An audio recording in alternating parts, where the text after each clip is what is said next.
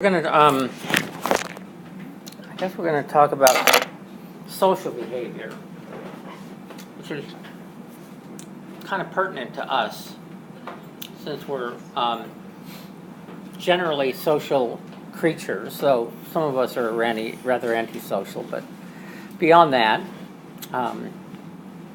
social creatures. And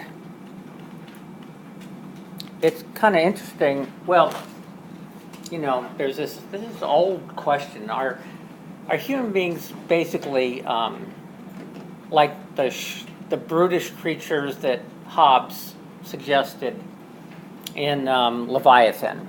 In case you've never read that, he was a philosopher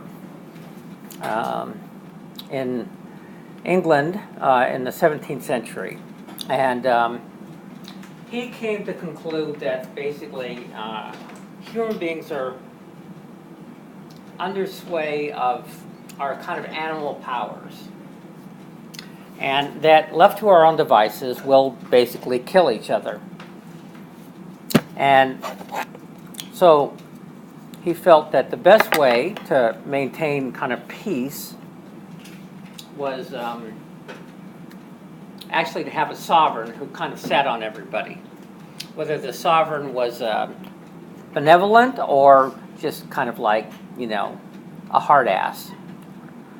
And then the whole, this all came out of course, the French Enlightenment. But anyway, that was one view of humans.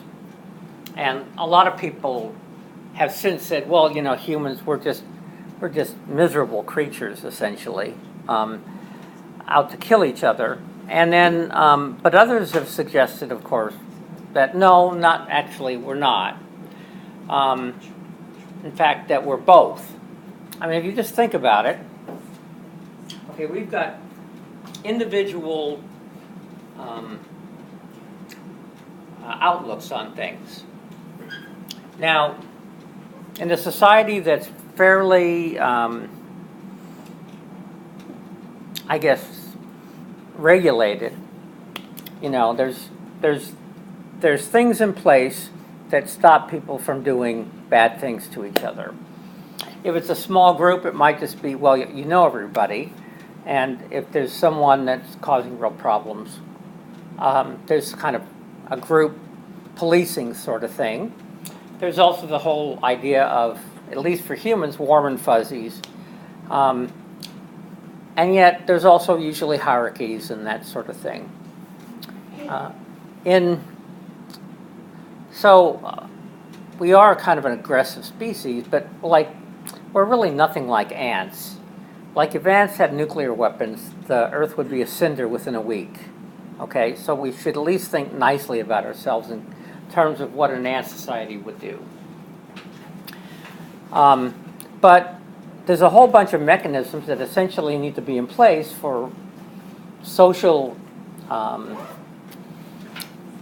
species to actually get along. If you're an individual and you only get together, let's say for mating, that's once a year during estrus, it's no big deal. You usually have territories, that sort of stuff.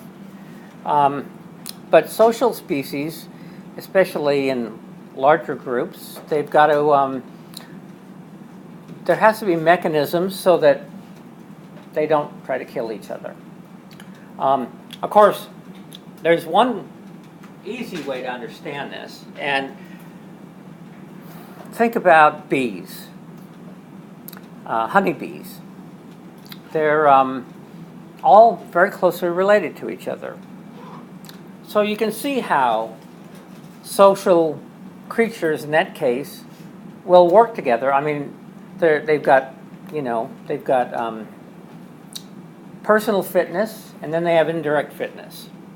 In fact, for the most part, most individuals are not involved in reproducing, right? They're just involved in keeping the hive going. The only reproductive caste is the queen and the few drones that are around. But there's other situations where not everybody is related to each other, so you can't really use kin selection. So we're going to kind of look at how social behavior might have evolved, not in us necessarily, but in a lot of other things. In fact, you can actually think of it, there's something called multi-level selection theory. Usually when we think of natural selection, we think of selection on the individual, and then populations evolve with, in terms of behavior, for perhaps different behavioral phenotypes.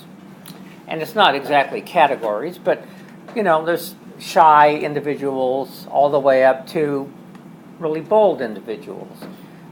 There's high dominance type A individuals, and there's type B individuals, but it's more of a continuum. So you can see how in social systems, having kind of a structured hierarchy is perhaps a beneficial way to stop violent confrontations within a group. So if you remember the little video I showed you about the baboon society, for the most part baboons are hierarchical, and a lot of human beings are too. But this group living sort of thing, in terms of multi-level selection theory, you can go all the way down to genomes. If you think about genomes, you've got all these different nucleotides. You have all these different genes and pseudogenes and things called like transposons that are jumping genes, right? And in a sense, they're kind of involved in the same sort of interactions that group individuals are. Individual groups of, or let's say a gene or a transposon that can make copies of themselves and then splice themselves throughout the genome are, in a sense, they have higher fitness than other genes that, let's say, can't do that. And you think, well, how come our genome isn't strewn? Well, it is. But we actually have this epigenome that we've talked about a little bit. Part of it is to suppress these elements, these genetic elements that kind of jump all over the place. So there's usually, in this case, kind of like a police force, so that the genome doesn't become unwieldy in a sense. And then you can go up, let's say, to the cellular level. And in terms of individual selection, you think about individual selection on cells. And cancer is an example, where certain certain cells are better at copying each other. And eventually, they might produce tumors, and tumors, eventually it'll kill the host, right, which is yourself. That's why people, when they say, well, evolution has is not prescient, they can't see what's going to happen in the end. It's just a process. Cellular machinery gets out of whack, and you have cell proliferation. And usually there's usually police forcing, all sorts of different mechanisms that stop cells from doing this. If you look at individuals in groups, you've got essentially the same problem. Living in groups, individuals have to give up a certain amount of sovereignty, I'll call it. In other words, individual freedom to do what we want compared to the rest of the group. Giving up some of that sovereignty can be from top down. It can be from bottom up. Okay, kind of like when you're interacting with your friends, it's usually not top down where one person is saying I'm number one and everybody else better fall in line or I'll whack them. Okay, that's kind of like we all want to get along. Kind of who you can trust, who you can't. And then there's the other situation where you might need a top-down sort of imposer who says, oh, you're really causing real problems here. And if you were a cancer cell, then you'd have a tumor suppressor gene and the cell would undergo apoptosis, right? Okay, same sort of thing happens in groups of animals, whether they're humans or otherwise. So you're really talking about giving up individual sovereignty. And then if you think about groups, within groups, it's the same sort of thing, okay? So all those things are fundamental in terms of what the competing forces are. In other words, an individual in a group, and then so that the group actually functions fairly reasonably. So if you think about like a Saddam Hussein before this whole thing started, he was a pretty brutal individual, right? But if you asked Iraqis at this point, would they rather have him dead or back to being on top? And Iraqi society was fairly, I mean, it was brutal, but it was also stable in the sense. They would probably say, you know, well, welcome back, okay? So those are, you have to start thinking about the competing forces between the individual and the group. And some people suggest, well, maybe if the group, the fitness is so high that it can overrun what an individual might want to do. But then we talked a little bit about game theory, and these, and a lot of them have to do with groups of individuals and how to behave. And there are certain strategies that are, let's say, evolutionary stable.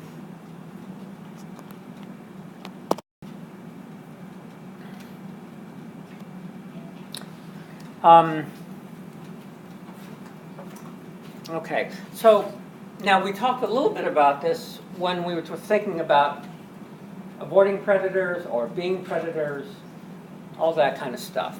So we're kind of going over some of the similar things because if you're in a group, let's say for protection, these are some of the things that you have to deal with.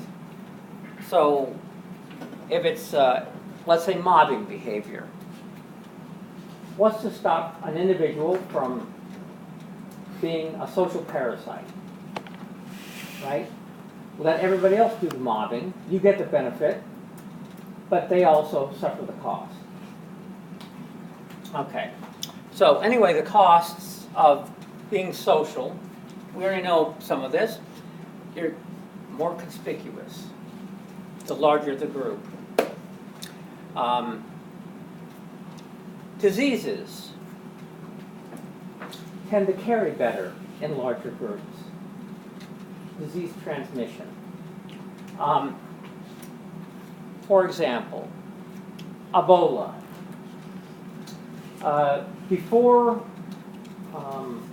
Sierra Leone and Guinea and what's the other one? Anyway, Ebola was showing up in the Congo in small villages. It would burn through the village and then it didn't go any further because there weren't a lot of people. Once it got around that people were dying in a certain village, you just didn't go there. And Ebola pretty much went out. It would burn itself out, whether it was 80% lethal or 30%, didn't really matter. In fact, it was only when it got into West Africa, into Guinea and Sierra Leone,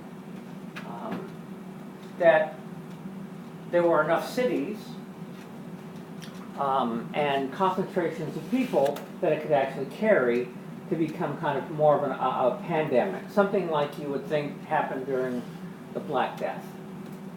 So transmissions of diseases and parasites, certainly that's a negative for having a large population. In fact, there's a lot of diseases that really just don't show up until you actually have large populations in terms of humans that can actually carry that sort of thing. Obviously, you're living in a group, you've got more competition for resources. Whatever they are, could be food, could be other resources. Let's say nesting sites or whatever.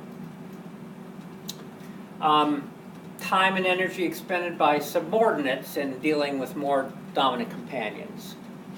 But in a sense, that can also be seen the dominance hierarchy sort of thing can actually be seen as a benefit. Instead of having knockdown, drag-out battles every time individuals interact with each other, they all kind of know their place. Let's say you have a group nesting or reproductive nesting behavior where a lot of different individuals, well, think about, let's say, chimpanzees. They have a promiscuous mating system, but they live within a group. There's a bit of a hierarchical structure there. Of course, chimpanzees really can't prevent cuckoldry. In fact, usually when a female comes into estrus, she mates with a lot of different individuals. How does she usually, how do males actually compete in that sort of situation? Anybody, any ideas? They can't prevent other males from, trying to reproduce with a female. What's usually the mechanism? Okay, I'll let it's part of the test, so I was going to hopefully, but never mind, not important. Okay, but in situations where there's a bunch of males and a bunch of females, well, males could get cuckolded. That means some other male comes along and cheats on them, right? Obviously, it happens in human societies. It happens in a lot of places. Even in individual, like monogamous species, like birds, somewhat monogamous, there's extra pair copulations. Okay. Females, of course, are competing too, in that there's, let's say, a limited amount of resources. And so if you have groups of individuals that are living together, females, let's say they actually have a common nest. You're not interested really in the other female's eggs and how they do. It's like, no, I want my eggs to do well. Okay. So there's all sorts of reproductive interference going on. And then, of course, the benefits. Well, there's defense, opportunities to receive assistance from others, and all sorts of bad things happening. Improved foraging via the information center effect. In other words, someone finds a resource. Now, from their personal perspective, it's probably better if they keep it quiet to themselves, but eventually they're going to find out, and the whole group is going to find out, where the best resources are. You've got more eyes looking, so that's a benefit. Crows, or ravens rather, it's kind of funny, they often find a resource and they start broadcasting it, which is kind of strange. Well, it's usually the young individuals that are broadcasting, so that instead of some big dominant raven coming in and kind of monopolizing roadkill, everybody else comes in and stops that from happening. So at least everybody has some chance of using the resource. Subordinates are granted permission to remain safely in the group. If you think about humans, especially in the past, being a group member was almost essential for your survival. Now, I know we think nowadays we can travel fairly safely and not have any problems, but in the olden days, traveling between one place and another, there was in-groups and out-groups, the locals versus the non-locals, kind of what happens at your local surf spot. If you were alone, you were kind of vulnerable. You were really vulnerable, okay? Of course, if you were, let's say, a ninja or something like that, and you were part of the warrior class, you could usually defend yourself, and people would pretty much leave you alone. But it was dangerous being a stranger. So, and being in a group essentially raised your individual fitness. It was good for you because you were protected from other individuals that might do you harm. Benefits, well, kind of the same thing in terms of males. Well, even though you could be vulnerable to cult culture, you could also do it yourself. And then the same thing with females, let's say. So there's benefits and costs, pretty much like everything. This is called trade-offs. We all know about what trade-offs are. Usually you can't do, let's say there's a trade-off in size. Well, you can't be big and small at the same time, for the most part, right? Okay.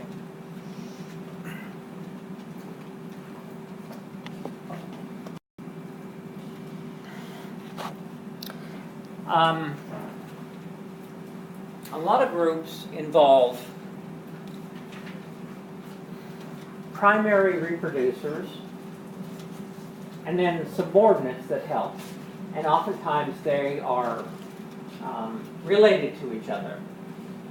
So in terms of subordinate helpers in this cichlid fish, a lot of those helpers are actually subadults. They've been born, they kind of stick around for a while. They actually might stick around permanently.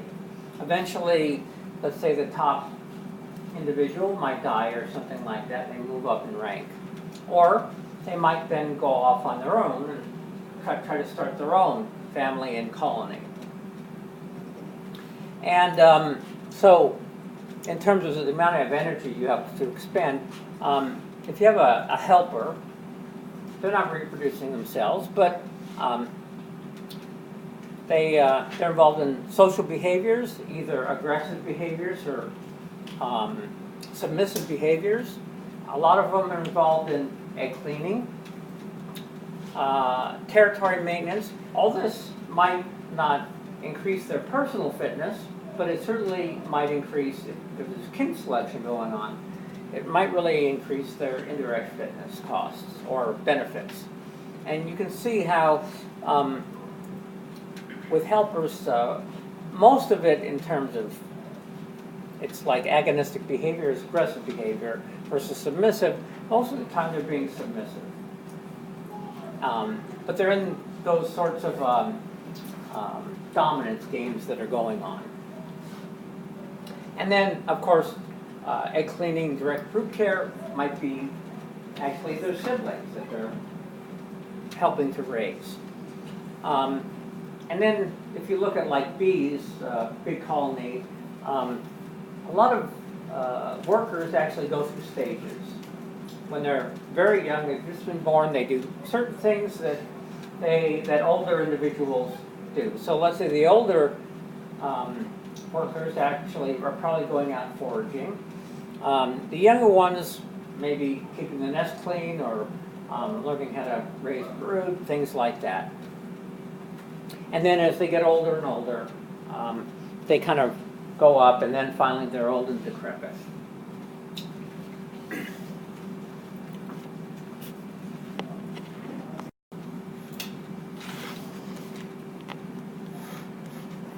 Now,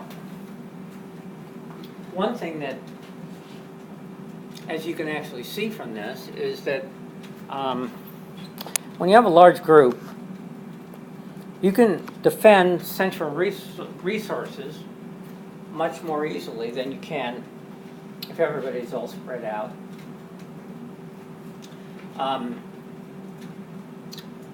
So when a top rank helper was removed, let's say day 3, you can actually see how things changed. Okay? Certain groups or neighbors were able to invade other groups.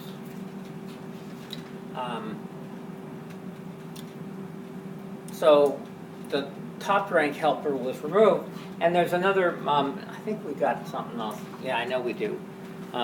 might be a little bit more. Here we go. Acorn woodpeckers. Most woodpeckers are not, they don't live in groups. They're not gregarious, but acorn woodpeckers are. And what they actually do is they gather acorns together. They have kind of a central granary tree. They poke holes in them and put all the acorns in this one tree, and they can defend that pretty well. And in fact, if they don't have a lot of helpers, they're much more at risk of actually losing the whole bit. Okay? But as I mentioned, and you can actually see the tree here on the right, there's all these acorns in it. Usually the trees they pick are pretty soft wood. They might be decaying trees that are basically dead now. But they all lay their eggs, all the eggs in the same nest. Females, there's dominance hierarchies going on here, but females essentially are all allowed to breed. But some are more dominant than others. Well, one thing that often goes on with this common nest is that females will throw out the eggs of other females, even if they're related to each other, right? And then, of course, male acorn woodpeckers, there's dominance going on there. It'd be interesting to see what usually happens when you can't control individual females in terms of how do you make sure you're the father and someone else isn't? Any ideas? Back to this again, okay. I'm not going to tell you. But anyway, those are kind of the things that are going on. And also, group size tends to fluctuate. So after all the young hatch, there's suddenly a lot of young acorn woodpeckers around. And they have to get the lay of the land. I think it's generally males who disperse afterwards. So they might spend the first year helping and then going off on their own to actually form, let's say, new colonies. And that's always the decision to make. Is it better to stick around in a known experience where you might move up in rank, or to go start your own colonies on your own? Kind of like the Vikings did, right, in Greenland. It's a big risk going out and doing your own colonies. You have to fight other people off and all that, but the benefits are actually pretty substantial.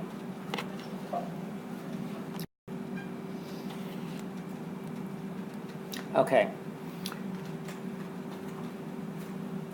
Costs and benefits of sociality. Pairs of cliff swallows nest right next to each other. Now, these are colonial nesters, okay?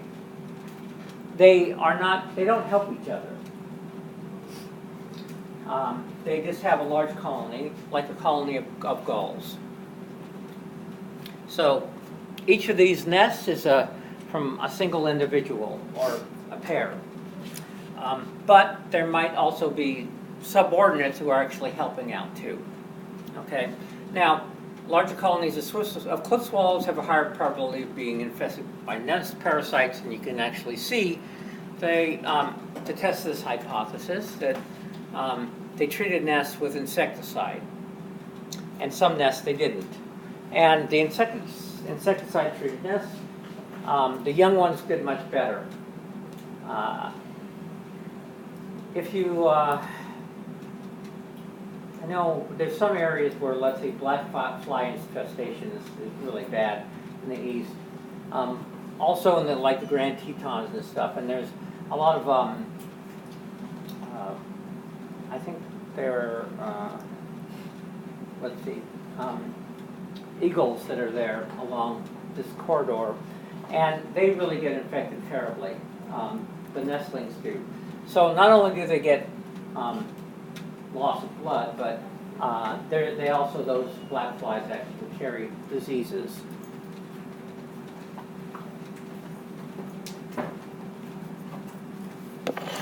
What's kind of interesting is ants are a lot like bees. The ants that are the leaf cutters, you've probably heard about leaf cutters. What they do is they go and cut leaves, they take them into their nest, and then they grow fungi on them, and that's what they consume. Now, one of the problems, of course, is disease. How do they deal with that? And there's, in fact, a specific parasite. I think it's another fungi or something like that, a mold. They actually grow another one that gives out an antibiotic. So they're actually treating their own nests to prevent this mold from coming in and destroying everything. These birds can't exactly do that.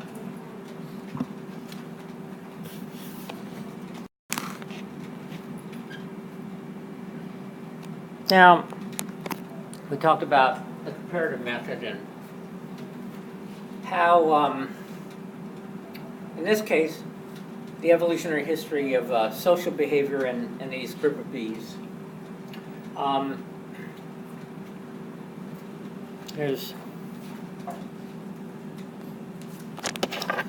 Okay, so there's solitary bees. There's polymorphic, in other words, there are some groups that are social and some aren't.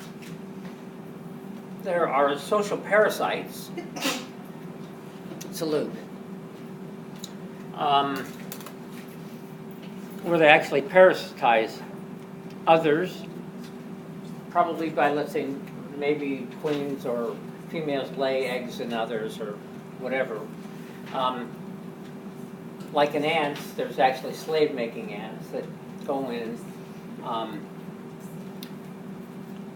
take over this other nest, get all the workers to actually then look after their own brood, so they don't have to. Pretty nice.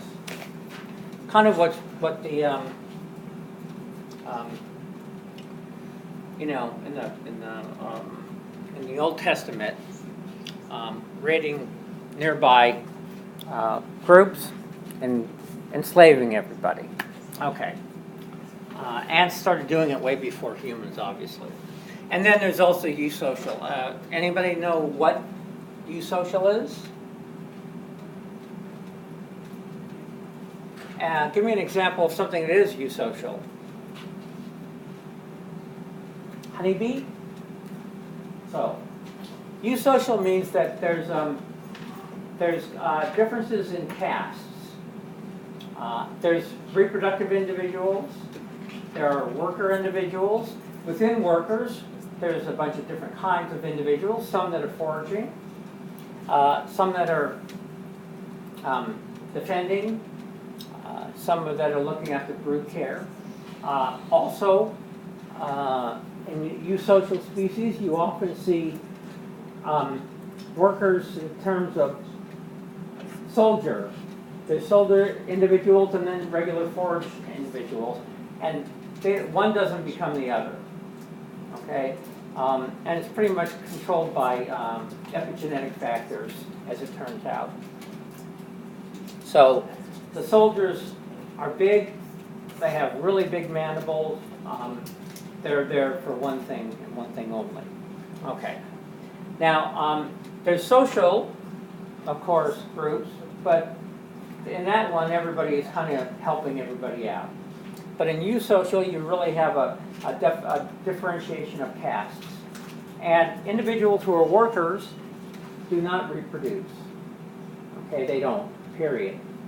There's usually things to keep them in their place, whether it's epigenetics and genes or pheromones, like queens sometimes release pheromones and stuff. It's basically chemical, you know, like giving everybody birth control. Okay? In eusocial bees and wasps, it turns out a lot of them are what's called haplodiploid. What that means is that the queen is haploid. The workers are diploid. The drones are haploid. In fact, they're basically, they have a mother, but they don't have a father. Okay, they have a grandfather, as it turns out, but they don't have a father. They're haploid. They only have one chromosome. And in a haplodiploid situation where there's one queen and only a few drones, it turns out the workers, the female workers, are actually 75% related to each other. And in other words, they're more related to their sisters than they would be to their own offspring. Okay? So in that case, of course, their indirect fitness is actually higher than their direct fitness could ever be. Okay, so that's haplodiploid. And you can actually see different groups here. Here are the eusocial groups. Let's see, so,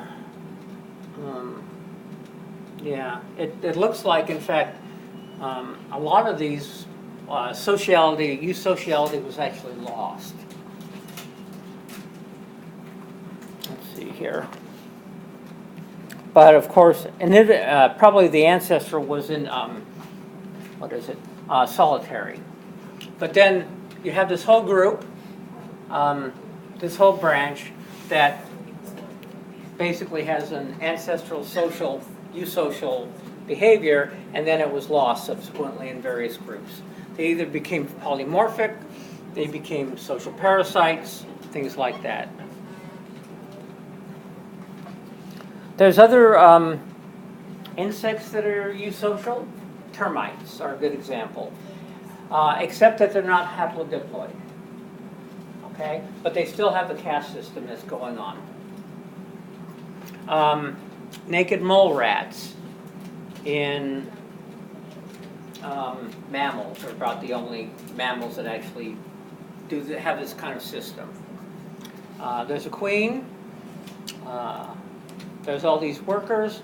There's a really strong hierarchical caste, and queens actually are brutal on their subjects. If someone's slacking, they get beat up. I think the queen also releases a pheromone, but I'm not sure about stopping other females from, going into estrus, that sort of thing.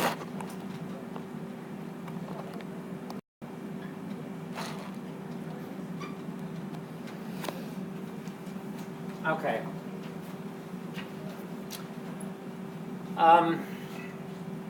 Different kinds of interactions. Everybody knows what cooperation is. Of course, it's usually not quite, you cooperate or you don't. Oftentimes, you may be more likely to cooperate with certain individuals more strongly than others. Okay? And this cooperation can actually go across species. So if you actually think about our fish, who were thought to not be very smart, you saw the groupers and the moray eels going out and hunting together, cleaning fish, all sorts of things, and that's called usually a mutualism.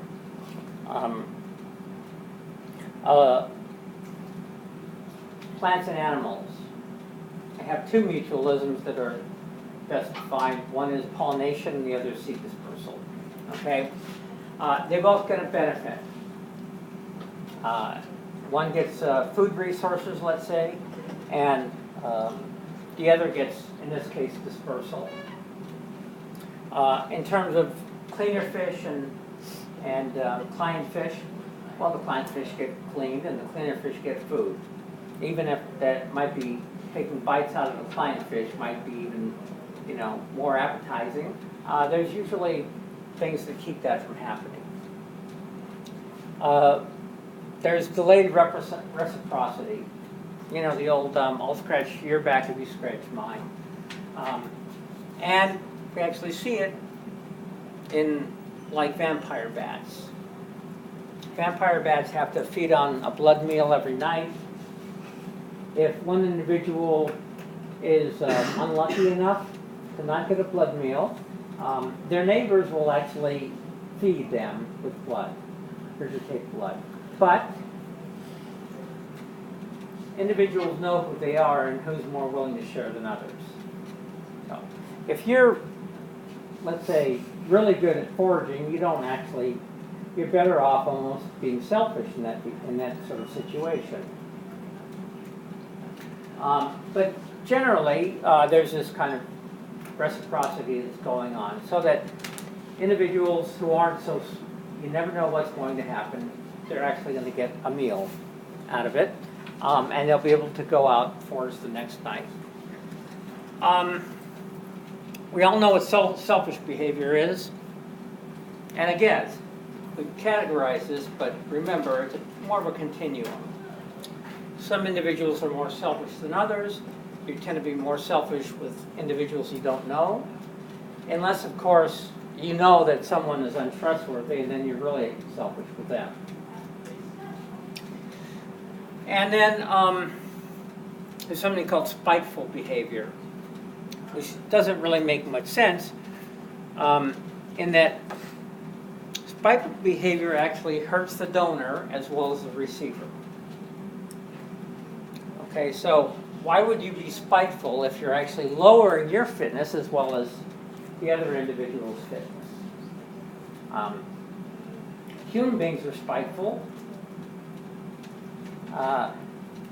There are certain circumstances where you could actually see it in the animal kingdom if you think about kin selection. In this case, you're really not being lowering your own fitness as much as you think you are. You go and you take on some rival and you beat him up, but he kind of wrecks you pretty good too. Well, it turns out that who benefits but your brother or your sister, right? So your indirect fitness might really go down, but your indirect fitness might actually make up for that, at least to a certain extent. And then altruism is a situation where the donor loses fitness and the recipient gains fitness. For the most part, it's been thought of in terms of kin selection theory. So what's kin selection theory? Anybody? Okay, I'm going to pick someone. You know what kin selection is? Right, okay. And in doing that, you share the same genes to a certain extent, to some proportion, and even though in this case you might lose fitness, you actually might gain it if you help related individuals. So I think it was Haldane who said, well, they asked him, would you ever go and save your brother? And he said no. But I might save 2 brothers and 8 cousins. Okay? And if you actually do the math in terms of how related individuals are, in general, to first sibs, it's half. Non-full sibs, it's quarter. Cousins, 1/8. You're related to, of course, your parents by 1/2, grandparents by 1/4. You can actually go through and figure out, with paternity paths, exactly how related you are to each other. And so, unfortunately, there's still a problem with that. Let's say you have some brothers walking along and one falls in the river. Well, actually, if there's only one falling in the river, you might as well not forget it. Okay, it's not worth it. But let's say, who's to say that one individual goes in and acts as a hero and the other one cheats on the relationship? The black sheep brother. You've got the same problem, even though they're closer related, that you have in other large groups. It's the free rider problem. That's always a substantial problem with any sort of group social arrangement, where you get group benefits, but at the same time, there's uneven costs if certain individuals are likely to help or not. Now, helping can be enforced by actually, beating the other person up so that they go and help you. So there's policing forces that can do that. There's other things too. When you're part of a group, well, think about football players or basketball players or any group that are competing against other groups. There's kind of this group solidarity. Talk about people who go to war. A lot of times those are the most significant social relationships that those individuals have for the rest of their lives, as a matter of fact. Okay? So in terms of altruism, even in groups that are related to each other, you still have a problem of free riders. And that's really always the problem with all social groups, and how to make sure that, or how to stop that from actually happening. A lot of times there's not a top-down police force, there's kind of public shaming, let's say. You're in, let's say, religious groups, you see them around once in a while where they're very tight religious groups, and if people get out of line, what's going to happen? They can be shunned. That means they're thrown out. Okay? So these are the kind of social interactions you can actually see. Now, you might say, well, kin selection is great, but then you start thinking about the royals, let's say, of Europe. And actually, kin selection is actually detrimental if you think about it. Look at all the genetic diseases that they pass on to each other. Hemophilia, color blindness, basic going nutso, things like that. Okay.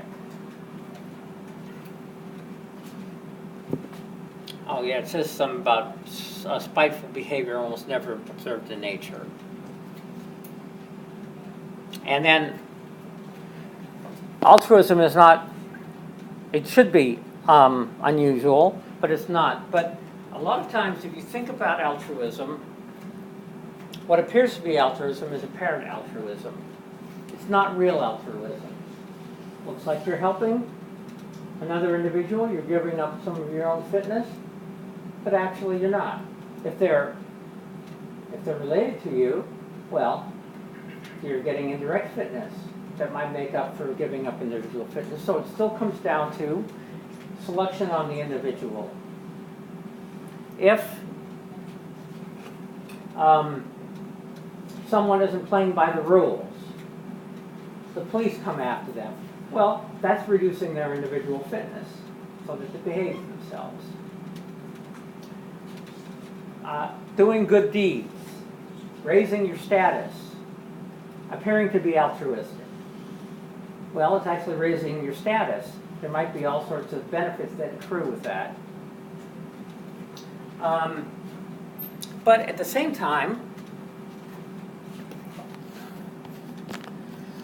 you think about ourselves. You think there's really altruism in humans? Anybody? I mean, if you think about ultimately, natural selection is selfish.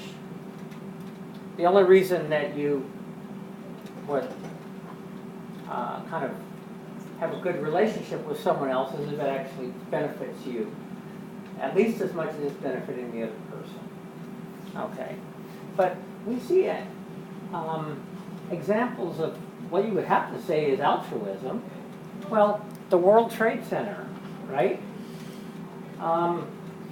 the three guys on the train stopped the guy from shooting everybody with AK-47, right? Those individuals, they could have easily, if the gun hadn't jammed, they would have been dead. As simple as that. They would have been dead anyway. You could say, oh, I'm going to die anyway. But still, I mean, you can imagine, I mean, that's kind of one of those decisions where you just have to go. But you're going to die anyway. So, but that's not a, when you're confronted with life and death, you're not actually thinking then, right? There's, the limbic system is in action, okay?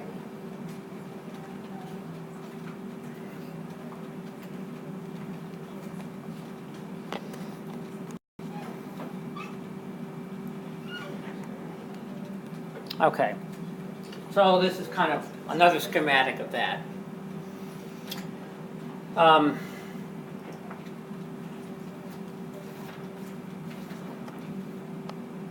Oh, and this, how might this relate to game theory? Anybody?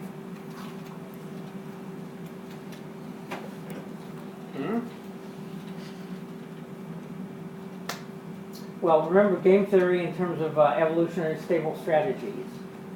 Okay, so in social interactions, the prisoner's dilemma, we know that there's really only one pure strategy that is a winner. In other words, it cannot be invaded by a cheater.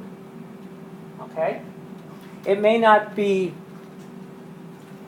necessarily the highest paying strategy if you, well, it'll always be the highest if there's if it's a zero-sum game, like someone cheats, defects, and testifies against the other, and the other one cooperates, then obviously one goes free, the other one is in jail for a long time. Okay, but of course if you cooperate together, it's pretty nice. I mean, what, you get 6 months in jail, maybe together, right? So it's good. But you know that that's not an evolutionary stable strategy. Okay, so social acts, and then you have other social acts where it actually is, it can be stable. In fact, if you do the prisoner's dilemma, but over and over and over again, it never ends, then we find out that there's actually the tit-for-tat strategy. And that is, you do what the other individual did before you. And generally, it turns out the winning strategy for that is to cooperate. And it's not invadable. It's initially invadable by a cheater, but in the end, if you actually look at the iterative, if you actually look at what happens over the long run, it usually is a cooperative strategy that wins. So when we think about social acts, we always want to think about it in terms of social interactions among individuals as well, and in terms of a game theoretic model. So that's kind of what Nash, who developed game theory, actually saw it as, that it's not always a zero-sum game.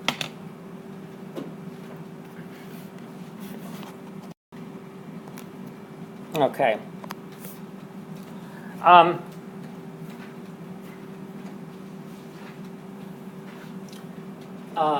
In some cases, let's say altruism, there's a difference between obligate and facultative. In other words, in some cases, it's, well, whether you decide to try to or not, you're helping. If you're more related to all the other helpers than you are to your offspring, then it's like you can't help but be a helper and an altruist.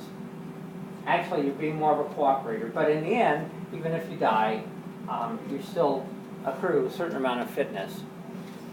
And then a facultative altruism, there might be a temporary loss of direct fitness. Florida scrub jay, other birds, where the young stick around, they defer their own direct fitness. because they're actually accruing indirect fitness by helping sibs. And then later, they might go off and start their own. You never know what's really going to happen, right? It could be that if you went out the first year, you wouldn't successfully breed, or you go off and you get eaten by a hawk, something like that. But you can see where facultative altruism might, or at least facultative cooperation, certainly, you know, the enemy of my enemy is my friend, sort of thing.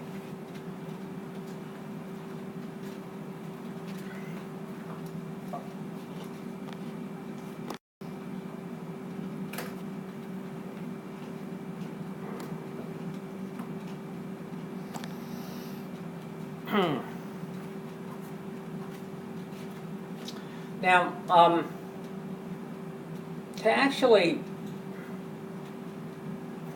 document, let's say, whether what you think are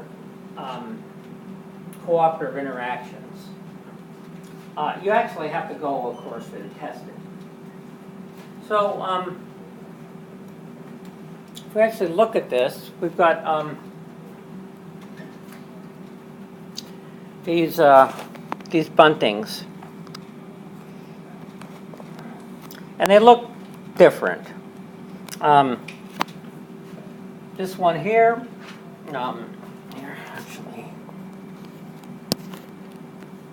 there we go. Okay.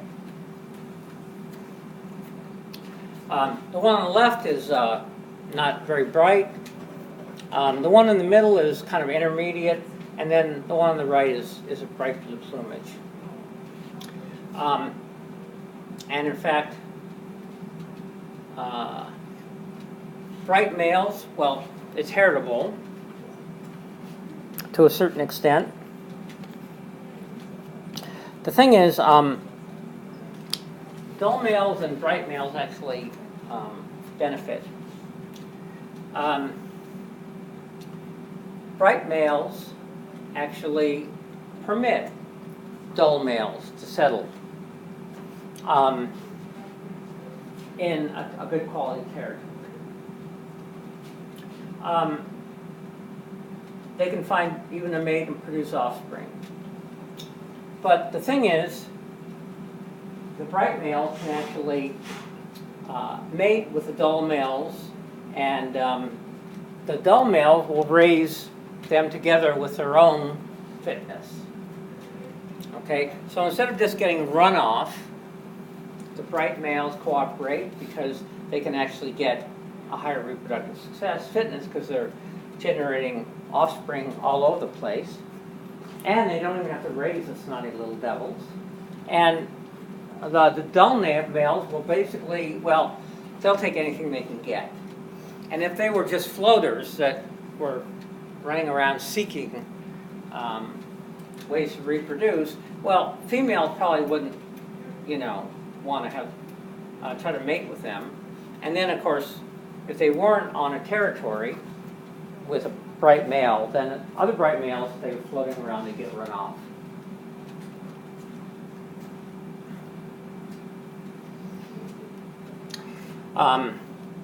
Let's see. So if you actually look at plumage score, let's see here, bright males. Okay. Anyway, when they're paired, in terms of brownish ones and the bright ones, they both gain a fitness advantage. Whereas if they're unpaired, they don't have any fitness at all.